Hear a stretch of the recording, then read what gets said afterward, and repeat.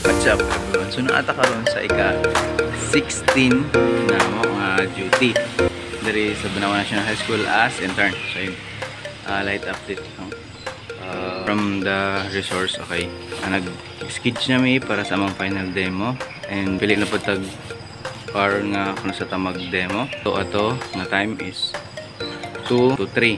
So it means pang afternoon ta. Diba naka-schedule yun sa buntag. Nakauban ninyo, like yung mga food department, okay, i-help ninyo course, i-help ninyo sila.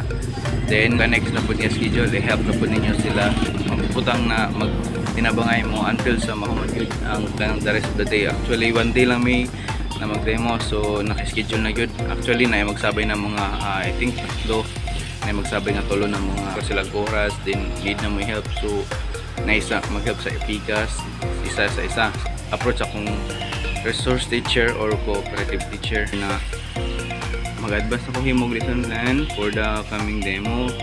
Ang buhato ng mga demo is katong pass. So ayun, mag-himog og lesson plan like itong mga topic na mo last meeting. So ayun, more knowledgeable na akong mga students na to. So ayun, mag-intern ka as teacher, prepare ka always the lesson plan, motivations, and always in advance kaya magpa-check pa ka.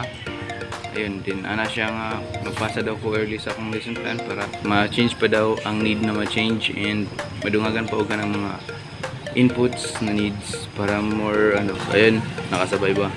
Ayun, ganun. Just ayun, good morning nga pala. So time check, it's 9 guys. So ayun, magulata sa ato ang RT. Actually sarado pa to ang office karon. So ayun, okay. Okay, agos ang langit again. Saan nga, tapos